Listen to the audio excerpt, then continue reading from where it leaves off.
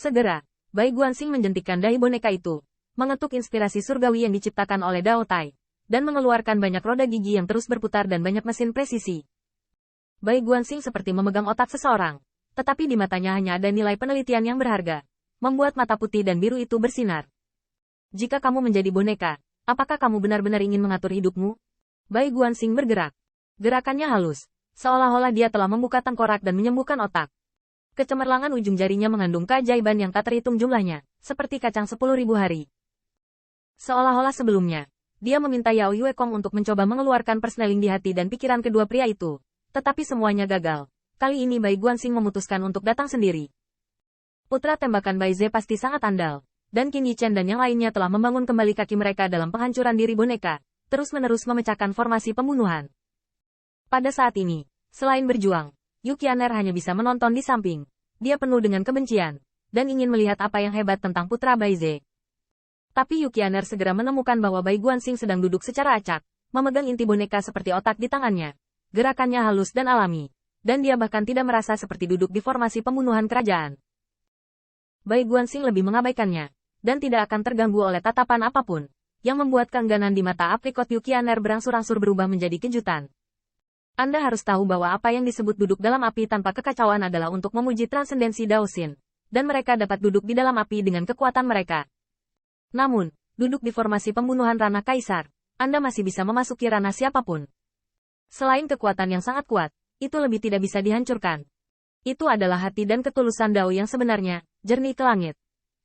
Keadaan menjadi jernih seperti air dan tidak terkontaminasi dengan hal-hal lain adalah apa yang disebut makhluk hidup memasuki konsentrasi atau kembali ke jalan. Terus terang, jenis pengabdian sepenuh hati dan kebijaksanaan ini dapat digunakan untuk melakukan apa saja dan pencerahan. Sangat ekstrim. Keadaan pikiran kekaisaran mungkin dapat melakukannya, tetapi keadaan pikiran kekaisaran mungkin tidak dapat mengalahkan roh-roh pemakan jiwa yang telah melewati formasi pembunuhan kekaisaran. Tetapi Bai Guanxing dapat duduk di formasi kekaisaran tanpa bergerak. Dan kebijaksanaannya selalu pada puncaknya.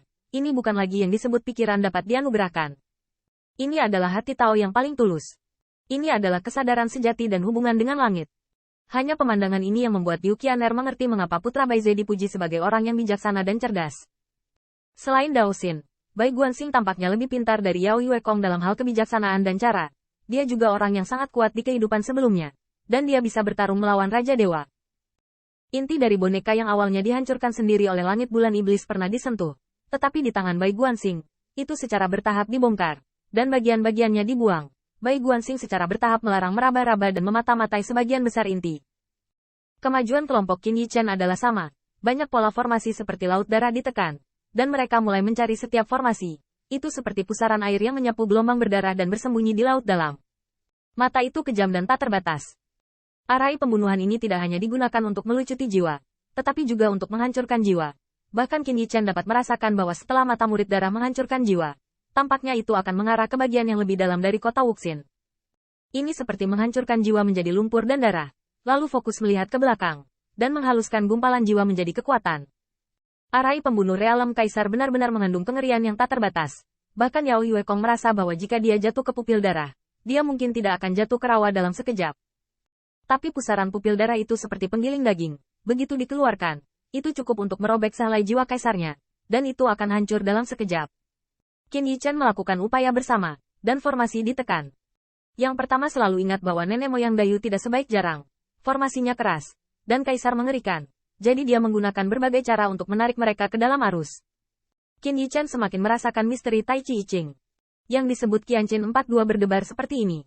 Ini adalah untuk menemukan aliran setiap helai kekuatan dan menggunakan kekuatan paling cerdik untuk menariknya. Momentumnya adalah puncaknya sejenak. Semua. Qin Yichen menekan mata satu demi satu, dan yang terakhir mengeluarkan pedang ajaib dan tentara Dao, seperti pedang ajaib yang memperbaiki laut, membalikkan arus. Yao Yue Kong juga tidak dikalahkan oleh Qin Yichen. Apalagi kekuatannya adalah Kaisar Wei. Dia bisa saja ditindas oleh tirani Kaisar Wei, dan kekuatan-kekuatannya tidak diragukan lagi jelas. Waktu berlalu. Sampai Yu Qianer menyadari bahwa mereka tidak akan seolah-olah melawan arus, berjuang untuk ditarik masuk, hanya hanyut bersama dengan pola formasi yang tersisa. Meskipun mereka seperti dakuit tanpa akar, mereka setidaknya tidak ada lagi. Berbahaya. Ini akan berhasil. Pada saat itu, Qin Yichen dan Bai Guanxing berbisik serempak. Yang pertama memandang yang terus-menerus disempurnakan, dan bahkan tombak spanduk Putri Wenxing berdiri di pusaran pupil darah. Meskipun pistol bendera tersapu dan bergoyang, dan pistol itu bergetar, pistol itu berhenti, dan Putri Wenqing tersenyum padanya dengan bangga. Qin Yi Chen Fei melangkah maju dan menstabilkan senjata bendera untuk istrinya yang bodoh, dan suami dan istri bekerja sama untuk mengatur laut dengan bangga. Qin Yi Chen dan Putri Wenqing berdiri berdampingan. Dia melirik. Sangat mudah untuk menghancurkan formasi, tetapi bahkan lebih sulit untuk mengambil kerajaan kaisar. Tapi sekarang tidak sulit lagi, selama mereka adalah kekuatan rekan mereka. Saat semua mata Kaisar Realm Killing Arai disempurnakan, maka dial bintang setengah jadi ini akan dikorbankan. Kemudian semua orang akan bergabung untuk menawarkan pengorbanan ke dial bintang, mendesak dua formasi ritual Tai Chi di dalamnya, dan kemudian formasi pembunuh Realm Kaisar dapat dimasukkan dalam dial bintang. Putri Wenxing penuh dengan kerinduan. Dia lahir di surga Kaisar, mengetahui betapa berharganya formasi Kaisar, yang dapat dikatakan sebagai senjata hebat bagi klan kekaisaran dari semua pihak untuk menjaga balapan. Jika Anda ingin menerobos formasi Kaisar, dapat dikatakan bahwa itu sebanding dengan menembus bintang utama dari sisi klan Kaisar, dan kesulitannya dapat dibayangkan. Dan mereka tidak hanya menghancurkan formasi, tetapi juga mencoba merebut formasi. Ini sebanding dengan memasuki bintang utama klan kekaisaran dan memindahkan formasi kekaisaran yang pihak lain telah menghabiskan banyak detail untuk dibangun. Saudara Yue Kong, Anda bertanggung jawab atas 3 tempat di sisi timur. Daoru, Anda optimis tentang sisi barat.